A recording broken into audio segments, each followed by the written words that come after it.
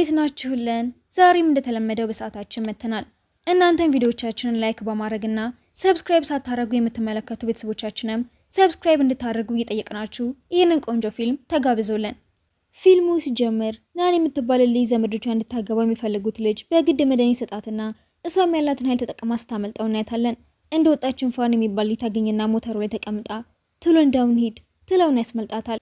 ጠዋት ስትነሳ ማብራው እንደደረሰች ስላሰበች በጣም ትናደድና አታልሄን ወደለ ዘመዶች ናችሁ ላኩ ምንም አልተፈጠረም እኮ ልረዳሽ ብቻ ነው የሞከርኩት ብሏት ሊወጣ ሲል ሁሌ ማስክ ከሚያደርገው የሀብታም ልጅ ጋር ፊቱ እንደሚመሳሰል ታስተውልና ታስቆመዋለች። ስርዓት አልባውን ሰው ለማምለጥም ጥሩ የሚባል ሀሳብ ይመጣላትና በየወሩ ከፍላለሁ ካንተ የሚጠበቀው ፎቶ ላይ ያሳየሁን ሀብታም ሰው እንደሆንክ ብቻ ማስመሰል ነው። ከዚህ በፊት ማንም አይቶት ስለማያውቅ የምንያዝ አይመስለኝም። ምን ታስባለህ ስትለው ትክክለኛው ሰው እሱ መሆኑንና ያ ህይወቱ ስለሰለቸው የዴሊቨሪ ስራ እንደሚሰራ ሳይነግራት እሺ በጣም ደስ ይለኛል ብሎ ይስማማል። ነገሩን እውነት ለማስመሰልም የሰርግ ፎቶ ሲነሱ የምርን ባለትዳር እንደሆኑ ያስመስላል። ጨርሰው እንደወጡ ግን ቀበጦ ልጅ ያገኛትና ዛሬ ይዤሽ የማልሄድ ከሆነ ስሜን ሁሉ ቀይራለሁ፣ ከባድ ውርደት ውስጥ ነው የከተትሽኝ ይልና እጇን ይዘው ሲጎትታት ፋንኬት መጣ ሳይባል ልጁን ይመታዋል። ልጁ ሰዎቹን ቢልክበትም ሁሉንም ዘሮ ይጥላቸዋል። ምንም ሳያፍረም ማን እንደሆንኩኝ አታውቅም፣ ወንድ ነኝ ብለህ የምታስብ ከሆነ ስምህን ንገረኝ ስለውናን ታቅፈውና እኔ ላስታውቅህ ባለ ሀብቱ ባሌ ፋን ይባላል የትልቁ ድርጅት ባለቤት ስትለው ከሱ በላይ ሀብት ካለው ሰው ጋር እንደተነካካ ስለገባው ጥሏቸው ይሮጣል። ናንም ፋንን ቤቷ ይዛው ስትገባም በየቦታው የሱ ፎቶ ስለነበረ ይገረማል። ምንድነው ይሄ ሁሉ? አይቼው ባላቅም አድናቂው ነኝ። ለማንኛውም ይሄ ስለሱ ብዙ መረጃዎችን ይሰጣል አንብበው ስትለው ስለራሱ ሊያነብ መሆኑን እያሰበ ይዝናናል። ሻው ልትወስድ ስትገባም ተሳስተው በሩን ይከፍትባትና ትጮኻለች። እየተጣሉ ያለም ጓደኛዋ ስለመጣች ልትደብቀው ትሞክርም ይዛቸዋል። በቀጣዩ ቀንም ዘመዶቿ ልታስተዋውቀው ስትሄድም ሁሉም ዝም ብሎ ሰው ስለመሰላቸው እየተቀባበሉ ማሽፋቸውን ይጀምራሉ። ቆንጆ ስለሆነ ብለሽ ነው ደህና ሰው ጥለሽ ጠፍተሽ እሱን ያገባሽው? ቆይ ጭንቅላትሽ ውስጥ ምንድነው ያለው? ምናልባት በረሮች ይሆናሉ እየተባባሉ ይሳለቁባታል። ልታገባው የነበረው ልጅም ስለፋን ማጣራቱን ይጀምራል።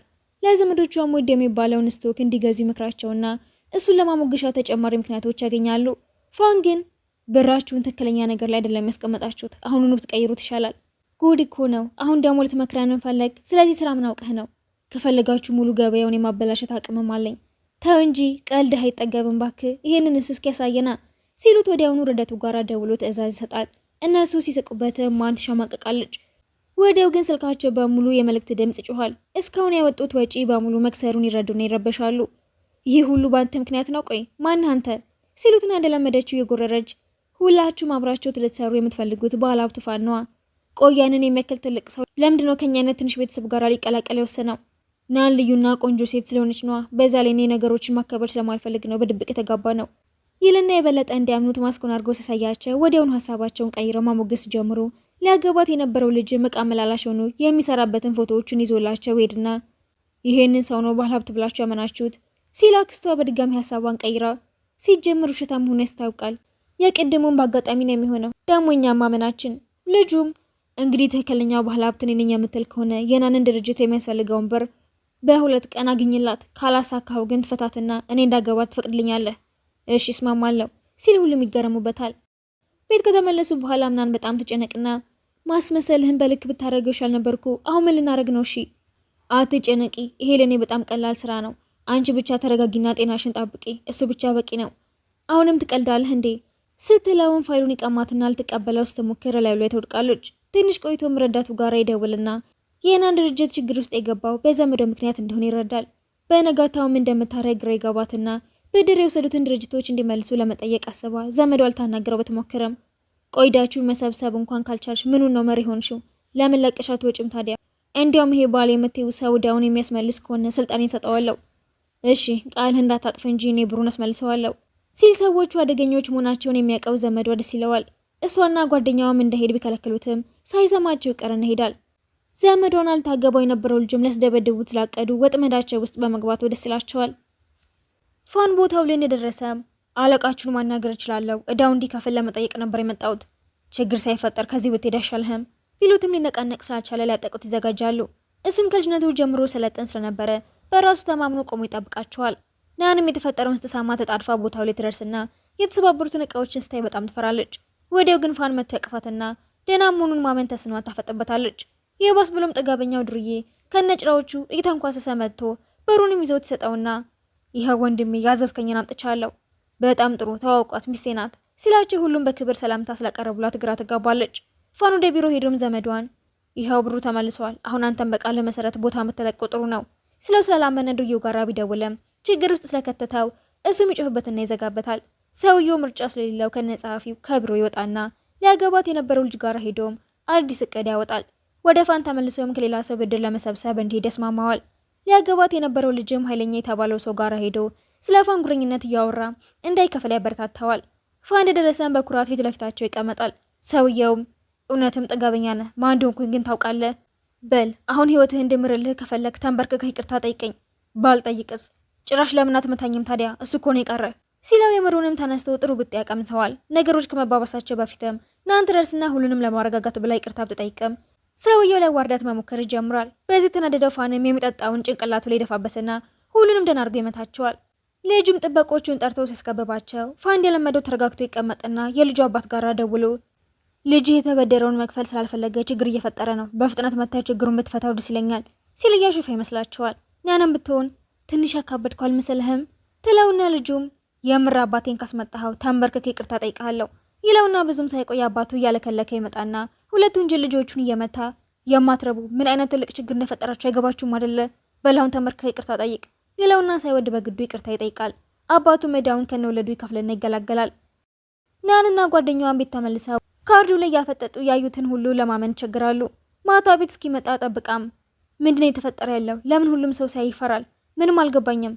እውነቱን ማወቅ ከፈለግሽ እሺ፣ ትክክለኛው ባለሀብትና የስለላ ቡድን አባል የነበርኩት ሰው እኔ ነኝ። ተው እንጂ መቼ ነው ከህልምህ የምትነቃው? ራሴ እንድትታወን ከፍዬህ ልታታለለኝ ነው እንዴ? እሺ ቢያንስ ጥሩ ስራ እየሰራው ስለሆነ ከጎንሽ እንድተኛ አትፈቅጂልኝም? አይ አይቻልም ብትለው ምሽቱን በሙሉ ግን እየወደደችው መሆኑን ስታሰብ ትቆያለች። ሊያገባ የነበረው ልጅም ሰውየውን ለምን እንደዛ እንደሆነለት አልገባ ብሎት ቢቆየም ዘመዷ ሲመጣ ግን ባክህ ጥሩ አስመሳይ ስለሆነ እሱን ማታሎት ነው የሚሆነው ይልና በድጋሚ ሌላ ተንኮል ማሰብ ይጀምራል። ጠዋት ላይ ምናን ጓደኛዋ ትደውላትና ስለ ፋን ምንም ማግኘት አለመቻሏን ትነግራታለች። ቁርስ እየበሉም ዛሬ ትልቅ ድርጅት ባለቤቶችን ማናገር አለብኝ፣ አብረው እንዲሰሩ ላሳመናቸው ይገባል ትለውና ተዘጋጅታ ልትወጣ ስትለም እኔም አብሬሽ ሊዳ እደግፍሻለሁ ስላት እንደሚጠቅማት ባታሰብም ትስማማለች። ሲደርሱም ብዙ ድርጅት ባለቤቶች የተሰለፈው ያያቸዋል።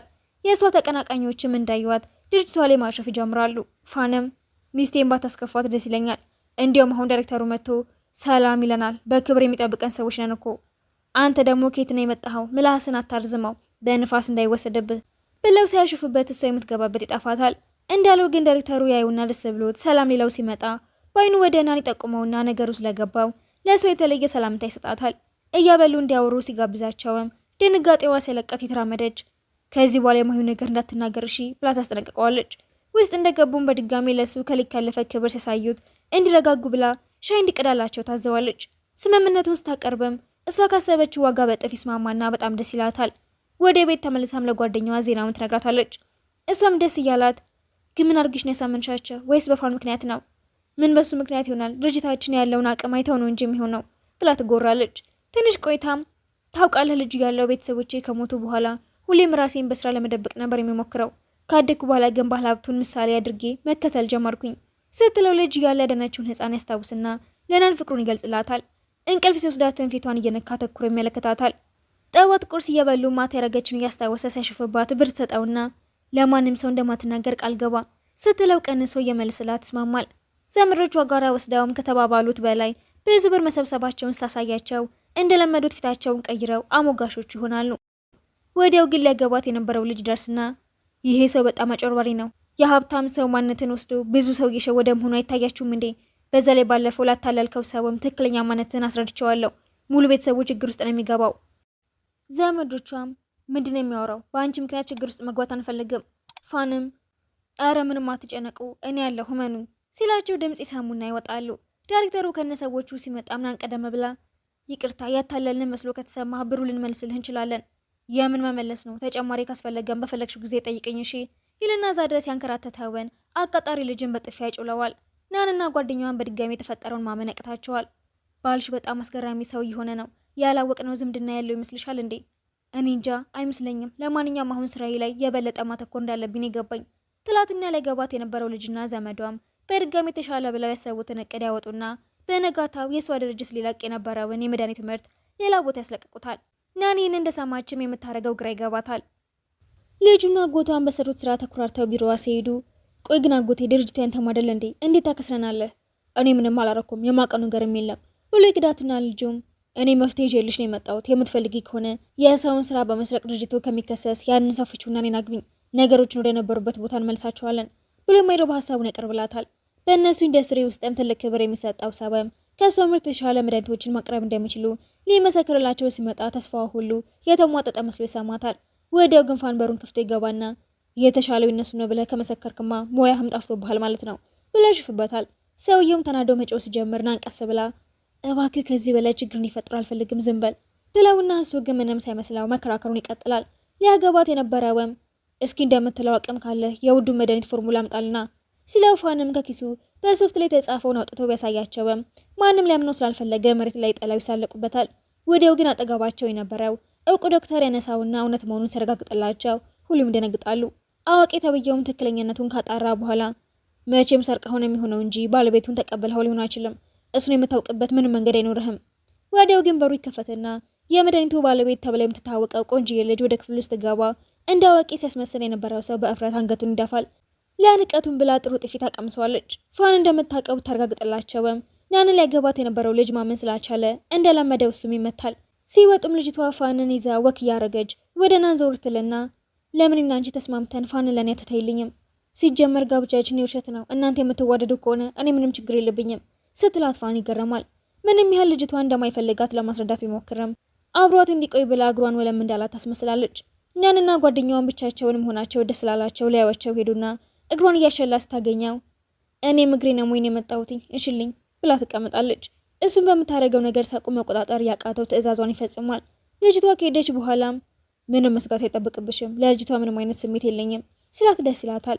ከዛን ቀን ጀምሮ ግን ልጅቷ ከአካባቢ ያልጠፋ ስላለች ናና ጓደኛው እውነትም ስለሱ ማንነት ይጨነቁና ልጅ ያለ የሚኖርበትን ቦታ ለማየት በሽርሽር አሳባው መንገዱ ጀምራሉ። እሱም እቅዳቸውን ቀድሞ ስለደረሰበት በረዳቱ አማካኝነት የመንደሩን ሰዎች ሰብስቦ ስለሱ የሚያወሩትን ያሰለጥናቸዋል።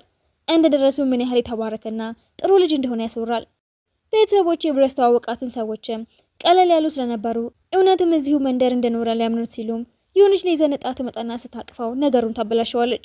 ጓደኛዋም ተናዳ ይቺ ደግሞ ማናት ስትል ልጅቷ ምልክት ሰጣትና እህቱ መሆኗን ብታስተዋውቅም ለማመን ይቸግራሉ። እራት እየበሉ እህት ተብየዋ ፋንን በማግባትሽ በጣም እድለኛ ነሽ ስትል ጓደኛዋ ግን የምን እድል ነው የምታወሪው? ለሱ ብላ ዝቅ ያለሽ ነው መስሎ የተሰማኝ ትላትና መጣላት ጀምራሉ። ናንና ፋንም አየር ለመውሰድ ሲወጡም ናን ይህ ቦታ በጣም ሰላማዊ ነው፣ እንደ ከተማው ሩጫና ግርግር ሰዎች ላይ ተንኮል ለመስራት መሞከር የለውም፣ ስላሳየኸኝ አመሰግናለሁ ትለውና ጉንጩን ትሰማዋለች። ወደ ከተማ ሲመለሱም ፋን ላይ ያላቸው ጥርጣሬ በሙሉ ይጠራል። ስራ እንደገባችም ዘመዷ እያለቀቀሰ ከዚህ በኋላ የምታረጊውን ነገር በሙሉ ደግፈሽ ፈቃደኛ ነኝ፣ አንድ ድል ብቻ ስጪኝ። መጸጸትህ ጥሩ ነው፣ ግን እኔ ከዚህ በኋላ አንተ ማመን አልችልም ስትለው በጣም ይናደዳል። ከጸሐፊው ጋር ሆኖ ፋንን እና እሷን ለማጣላት እቅድ ያወጣና ይልካታል። ጸሐፊውን ፋንን ለማማለል እየሞከረች ካርዷን ስትሰጠው የናን ጓደኛ ታያቸውና ናን ጋር ሄዳ ትነግራታለች። እርግጠኛ ነሽ ግን? አዎ ካላመንሽኝ የቀጠረችው ቦታ ሄደን ማየት እንችላለን ትላትና ዘመዷና ጸሐፊውም ድብቅ ካሜራ አስቀምጠው ውርደቱን ለመቅረጽ ቢዘጋጁም ናን ነገሩ ለማጣራት ሄድና እቅዳቸው ይከሽፋል። በቀጣዩ ቀንም ስብሰባ ተደርጎ ዘመዷ ሊባረር ሲለም ምንም ስላላወቀ በኩራት ከጸሐፊው ጋር ሄድና እኔ ይህንን ሁሉ ዓመት ለዚህ ድርጅት ሰርቼ መባረሬ በጣም አሳፋሪ ነው። ራስሽን እንዳለቃ ብታይም ባልሽ ግን የሚሰራው ስራ የድርጅቱንም ስም ጭምር የሚያበላሽ ነው። ምንም ማስረጃ ሳይኖረ ሰውን መክሰስ አትችልም፣ ታውቃለህ አይደለ? ማስረጃም አለኝ ብሎ በኩራት ፍላሹን ቢያስከፍተም የራሱና የጸሐፊው ቅሌት ስለነበረ ሁሉም ይሳለቁበትና ውርደቱን መቋቋም አቅቶት ይወድቃል። እነናንም እቅዳቸው ስትሳካ ደስ ብሏቸው አንድ ላይ ይቀመጡና ቆይ ግን እንዴት አድርገህ ሆኖ ቪዲዮን የቀየርከው? አንዳንድ ነገሮች ባይነገሩ ይሻላል ብሎ ይደብቃቸዋል። ብዙም ሳይቆይ ግን ሊያገባት የነበረው ልጅ አዲሱ ምርታቸው እንዳይታወቅ ለማድረግ የቻለውን በሙሉ ያደርግና ሊያከስራቸው ይሞክራል። ናንም ሌላ አማራጭ ስላጣች ድሮ ተማሪዎች ያሉ የምታውቃትንና አሁን ታዋቂ ሰው የሆነችውን ልጅ እንድታስተዋውቅላት ለመጠየቅ ብትሄድም ልጅቷ ግን ይህንን ሁሉ ዝና ካፈራው በኋላ ያንቺን ድርጅት ምርት ለማስተዋወቅ የምስማማ ይመስልሻል እንዴ? እባክሽ እርጂኝ፣ ቢያንስ ድሮ ላሳለፍናቸው ጊዜያቶች ብለሽ እንዳስብበት የምትፈልጊ ከሆነ ቢያንስ ምን ያህል ታዛዥ እንደሆንሽ አሳይኛ፣ እስኪ ዋስጪኝ ስትላት ናን ንዴቷ እንደምንም እየተቆጣጠራቸው ትሰጣታለች። አርቲስቷም ትደፋውና ውይ ይቅርታ እጄን አሟልጮኝ ነው በቃ ስጪው ስትላት እንደተለመደው ፋን ይደርስና ማኔ ብለሽ ነው የምታስቢው? የኔ ሚስት አንቺን የምታገለግልበት ምንም ምክንያት የላትም እኮ። ምን ልትሰራ መጣ? ባልሽ ነው እና እኔ ልታስገድደኝ እየሞከርክ ነው ያለኸው። በጣም ትገርማለህ። ሀሳቤን ማስቀየር የሚችለው ብቸኛ ሰው ዋና ዳይሬክተሩ ብቻ ነው እሺ ስትለው እንደተለመደው ተኩራርቶ ይቀመጥና ዋና የተባለው ሰው ጋር ደውሎ ስለ ጉዳዩ ይነግረዋል። ሰውየውም ከዚህ በፊት እሱ በብዙ ነገር እንደረዳው እያስታወሰ የአርቲስቷ ማኔጀር ጋር ደውሎ ኮንትራት እንዲያዘጋጅላት ያዘዋል። አርቲስቷም እንደማይሳካላቸው እያሰበ ስታሹፈም ማናጀሯ ኮንትራቱን ይዞ እያለከለከ ይደርስና ከዋናችን የመጣ ትዕዛዝ ነው፣ ማስታወቂያውን ያለምንም ክፍያ ነው የምትሰሪው። እንዴ ግን እኮ ምንም ብትይ ለውጥ የለውም፣ እኛንን ታዋቂ እንድትሆኝ ያደረግንሽ፣ ከፈለግን በአንዴ እንደምናጠፋሽም ታውቂያለሽ ይላትና ሳትወድ በግዱ ያስፈርማታል። ናን ደስ ይብላትም ስለ እሱ ማንነት ግን ያላት ጥርጣሬ ይጨምራል። ቤት እንደተመለሱም እውነቱን ንገረኝ፣ የሆነ ጊዜ ረድቼው ነበረ ስላት ሊያብራራ የማይፈልገው ነገር በመብዛቱ ትናደድበትና ጥላው ትሄዳለች። ሊያገባት የነበረው ልጅም አርቲስቷ ጋር ሄድና የተንኮሉ ተካፋይ እንድትሆን ያሳምናታል። ጋዜጣዊ መግለጫው ላይ ልጅቷ በኩራት ጋዜጠኞቹ ፊት ቀርቧ ይህንን ምርት ማስተዋወቅ አልችልም፣ የጥራት ችግር ያለበት ነው ስትል ሁሉም ይደነግጣሉ። ናን ውሸት መሆኑን ለማብራራት ብትሞክርም ጋዜጠኞቹ ሳያምናት ይቀሩና ሃይላንድ ሲወረውሩባት ፋን ያድናታል። አርቲስቷንም ምን እየሰራሽ ነው? እኔን መናቃችሁ የሚያደርስባችሁን እያሳያችሁ ነዋ እያለችው ተባባሪው ይመጣና አየህ እኔ ለመገፋት መሞከር አልነበረብህም፣ ግን አሁንም ቢሆን እድል አላችሁ። ናን እሱን ፈተሽ የምታገቢኝ ከሆነ ድርጅትሽን ማዳን እችላለሁ። በፍጹም አይሆንም፣ ስታልመው ብትኖር ይሻልሃል ትለውና ወዲያው ግን ስለ ድርጅቷ የሚወራው መጥፎ ዜና መስፋፋት ይጀምራል። ይህንን ዜና እዩ በዓለም አቀፍ ታዋቂ የሆኑ አርቲስቶችም ረዳታቸውን ወደ ቦታው እንዲወስዷቸው ይጠይቃሉ። ፋን መልእክት እንደደረሰውን በኩራት እየሳቀ ሁለት ዓለም አቀፍ አርቲስቶች እኛ ለመደገፍ ይመጣሉ፣ የእናንተ እርዳታ ያስፈልገንም ሲላቸው ይስቁበታል። ልጁም ኧረ ተው እባክህ፣ ጉራም እኮ ልክ ሊኖረው ይገባል። ያልካቸው ሰዎች እኮ የሽልማት ዝግጅት አለባቸው። እሱን ጥል የሚመጡ ይመስልሃል? ራስን እንደምንድን ነው ግን የምታስበው? እሱን አብረን የምናየው ይሆናል ብሎ እንደጨረሰ አንዱ አርቲስት ትመጣለች። ተንኮለኛው ሊጠጋት ቢሞክርም እሱን ችላ ብላ ወደ መድረኩ ትሄድና ከዚህ ቀን ጀምሮ የድርጅቱ አምባሳደር ለመሆን ፈቃደኝነቴን ለመግለጽ ነበር የመጣሁት ትልና ሁሉም ይደነግጣሉ። ብዙም ሳይቆይ ግን የሷ ተቀናቃኝ የነበረችው ሌላኛው አርቲስት ትደርስና እሷም አምባሳደር መሆን ስለፈለገች መፎካከር ይጀምራሉ። እኔ በነፃ ልሰራ ፈቃደኛ ነኝ፣ እሱማ ቀላል ነው፣ እኔ ስፖንሰር አድርጋችኋለሁ እየተባባሉ የፋንን ትኩረት ለመሳብ ሲሞክሩ ነገሩ ያላማራት ስራዋን አሳልፋ የሰጠችው አርቲስትም ከታዋቂ ሰው ጋር ፊልም ልትሰራ መሆኑን አሳውቃ ትኩረት ለመሳብ ብትሞክረም ፋን ግን በአንድ ስልክ ብቻ ከሁሉም ስራዎቿ እንድትታገድ ያዛል። በድፍረቱ ተደንቃ ስትስቅበትም ወዲያውኑ ደወላትና በሌላ ሰው ልትተካች ሲነገራትም ህይወቷን በሙሉ እንዳበላሸችው ስለገባት በድንጋጤ ትወድቃለች። ወደ ቢሮ ከተመለሱ በኋላም ታዋቂዎቹ ከሱ ጋር ለመስራት ያላቸውን ፍክክር ይቀጥሉበታል። ናን ስትገባ ሁለቱም ከጎኑ ስለነበሩ ትናድዳለች። ቀድመው ፈርማ ያዘጋጁትን ኮንትራትን ፊቷ አስቀምጣውት እንድትመርጣቸው ይጠባበቃሉ። ማታ ላይም ወደ ቤት ብቻዋን ተመልሳ ፋን ከነሱ ጋር ሆኖ መቀየቱን ትነዳለች። ጓደኛዋም ብቻውን እንዳይሆን ማድረግ ነበረብሽ፣ ለነብሮች አሳልፈሽ እንደሰጣሽ ወቂ ያለቻትን እያስታወሰች ትብሰለሰላለች። ፋን ትንሽ ቆይቶ ሲመጣም ምን ነው መጣ? አብረሃቸው ብትሆን መስሎኝ ነበር እኮ። እንዴት እንደዛ አደርጋለሁ? ከሚስቴ ጋር መሆን የምፈልገው ምንም እንኳን ጋብቻው ውሸት ቢሆንም እኔ ግን ወድሻለሁ ስላተናዳ ጥላው ትሄዳለች። በቀጣዩ ቀን ፓርቲ ይዘጋጅና ሁሉም የድርጅቱ ሰዎች ይጠራሉ። ሁለት አርቲስቶች የመዛፍ ፉክክራቸውን ይቀጥሉና የፋንን ትኩረት ለማግኘት ሲሞክሩ ናን ስላተናደደች ውዴ እስኪ የምወደውን ስጋ ጥበስልኝ በላይ ሰው ብቻ እንደሆነ ልታሳያቸው ትሞክራለች። ማታ ላይም ጨዋታ እየተጫወቱን በየተራ መጠየቅ ይጀምራሉ። አንዷን አርቲስትም ናን ለምንድን ነው ለፋን ብለሽ ማስታወቂያውን ለመስራት የተስማማሽው? እኔ ፋንን የምወደው ለመልኩና ለብሩ ብቻ አይደለም፣ ደግ ልብም ስላለው ነው። ማን ደስ አይነት ሰውን ይጠላል። ስለዚህ ሁሌም ቢሆን እሱን የሚረዳው የሚመስለኝ ነገር ሁሉ አደርገዋለሁ ትለውና ተራው ፋን ላይ ደርሰውም አሁን ባለትዳር ባትሆን ማናችንን ትመርጥ ነበር? ናንኗ ምርጬን አልቀይርም ሲልናን ደስታውን መቆጣጠር ያቅታታል። እንደምትወደው እንድታሳይ ስትታዘዘም ሌሎቹንም ማስጠንቀቂያ እንዲሆንላት ስለፈለገች ፍቅሯን ፊታቸው ላይ ትገልጽለታለች። ፋን ብቻውን ቁጭ ብሎ እያለ አንዱ አርቲስት ትሄድና እንዳንተ አይነት ባለ ሀብት ዕቃ መላላሽ ሆኖ የሚሰራበት ምክንያት ምንም አልገባኝም፣ የተደበቀ ነገር አለ እንዴ? አይ ምንም የለም፣ በኮንትራት ስለተጋባን እዚሁ መቆየት ስለፈለኩ ነው። ለማንኛውም ሀሳብህን ከቀየርክ ደውልልኝ ብላ ካርዷን ሰጠዋለች። በሌላ በኩልም ዘመዶቿና ተንኮለኛው ልጅ ድርጅቱን እንዴት እንደሚወስዱባት ይመካከራሉ። ያን አስመሳይ ባሏንም ትታ ከኔ ጋር እንድትሆን የማረጋት ብሎም ይዝታል። በቀጣዩ ቀንም ናን ለጓደኛዋ የምርም እየወደድኩት ነው መሰለኝ፣ ምንድነው የማረገው?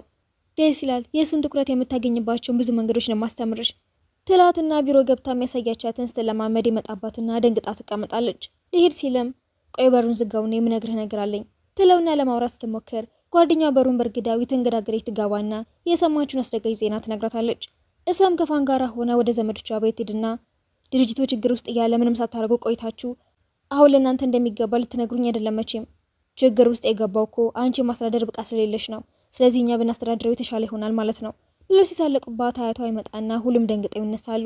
ድምጻቸውን ወዲያውኑ ቀይረውም ያገባችሁ ሰው እኮ ቤተሰባችን የሚመጥን አይደለም፣ እቃ መላላሽ መሆኑ ሳያንሰው ትልቅ ድርጅት ባለቤት እንደሆነ እየዋሸ ብዙ ችግር ፈጥሮብናል፣ የቤተሰባችንንም ስም ዝቅ አድርገውታል ቢሉ ማየትየው ግን እጁ ላይ ያለውን ልዩ ቀለበት ያስተውለውና ናንዴ ብቻችንን አውራ ብሎ ይዞትም ይወጣል። ወዲያም ጎንበስ ብሎ በጣም አመሰግናለሁ፣ ከአመታት በፊት ድርጅታችን ያተረፍከው ሰው አንተ ነህ አይደለም፣ ፊትን ባታሳየኝም ቀለበትን መቼ ማረሳውም፣ ያደረክልንን ውለታ ከፍልን ራሷን ጨርሰውም፣ ምስጋና ያስፈልገውም እኮ ሁሌም ቢሆን ከጎናችሁ ነኝ። ወደ ውስጥ ሲመለሱም ልጆቹን በጥፊ እያጮሁ ያንበረከካቸውና በጣም ታሳፍራላችሁ፣ እሷ ድርጅቱን ብላ ይህንን ሁሉ ብታደርግ እናንተ ግን ተንኮል ሰርታችሁ ልትጠሏት ትሞክራላችሁ። እርስ በርስ የማንደጋግፍና የማንዋደድ ከሆነ ሌላ ሶስት ቢሆን ለምን ብሎ ያከብረናል? ሙሉ ቤተሰቡን ያወርዳችሁት ሲላቸው ያደረጉት ነገር አሳፋሪ እንደሆነ ይገባቸውና ያፍራሉ። ቀጠል አድርጎም ከዚህ በኋላ የሙሉ ቤተሰቡን ሀብት የምታስተዳድረውና እናት የምትሆነው ፋንም ባሏ መሆኑን አምናችሁ ተቀበሉትና የሚገባውን ክብር ስጡት። በቅርቡ ትልቅ ድግስ አዘጋጅተን ሰርጋችሁ እናደርጋለን ሲል ፋን ከልክ በላይ ደስ ይለዋል። ይህንን የሰማውና እድሜ ልኩን ናኒ እሱ ሚስት እንደሆነ ሳያስብ የኖረው ልጅን በጣም ይናደዳል። ሆኖም ግን ዘመዶቿ ስላካዱት ጎትተው ያስወጡታል። አያቷ ምናንን ብቻዋን ወስዷት የምርሽን የምትወጁ ከሆነ ስለሱ ማንነትም ሆነ ሀብት እንድትጨነቅ አልፈልግም፣ ልብሽን ብቻ ተከታይ እሺ ብሎ ያደፋፍራታል። ማታ ላይም ክፍላቸውን ውብ አድርገው በአበባ ያሳምሩ ብላቸውና እሷም ለብዙ ጊዜ ልነግርህ በሞክርም ራሴን ሳስቆመ ቆይቻለሁ፣ በጣም ነው የምወድህ። መጀመሪያ ላይ የማደንቀው ሰው ስለምትመስል የወደድኩ ቢመስለኝም ግን አሁን ከሱ ጋር ምንም እንደማይገናኘው ገብቶኛል ትልና ጉንጭ ውስጥ ተሰማ በጣም ደስ ይላውና እሱም እንደሚወደድ ተሰያታል።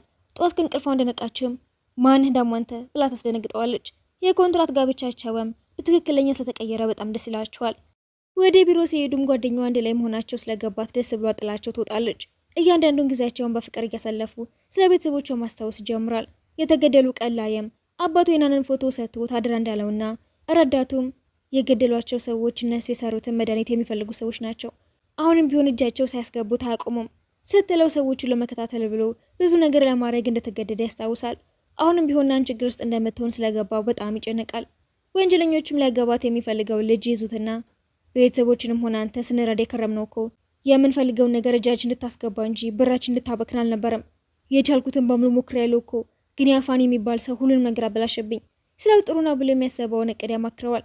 ያን ስራዎችን እየሰራች እያለም ላፕቶፕ ሀክ ይደረግና የፋንን ትክክለኛ ማንነት የሚያሳዩ ፎቶዎችን ይላኩላታል። ስልክ ተደውሎላትም እንድትመጣ ይነግራታል። ፋን ያለችበት ሲሄድም ቀለበቷንና ላፕቶፑን ያገኘዋል። ያገታት ሰውም ለስም ደውሎ እንዲመጣ ይጠራዋል። ቦታው ላይ ሲደርስም ወንጀለኛው በጣም በጉጉት ስንጠብቅህ ነበረ፣ አሁን የጥንዶቹን የምርምር ውጤት ስጠንና ከፈለክ ይዘሃት ውጣ፣ እኔ ጋር አይደለም ያለው ስላቸው ላይ ጠቆት ቢሞክሩም ራሱን ይከላከላል።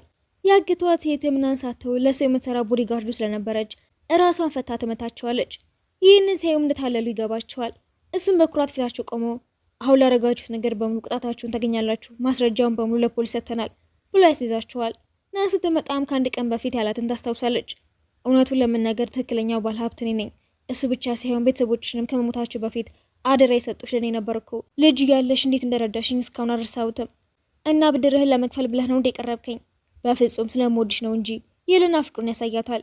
በመጨረሻም ደስ የሚል ሰርግ ያዘጋጁና እቃ መላላሽ መስሎ የሚሰራበት ቦታ ድረስ ሄዳ እጁን ይዛ ስትወስደው ያዩት ጓደኞቹ በትክክልም ባለ ሀብት መሆኑ ስለገባቸው ሲገረሙ እያሳየን ፊልሙ ይጠናቀቃል።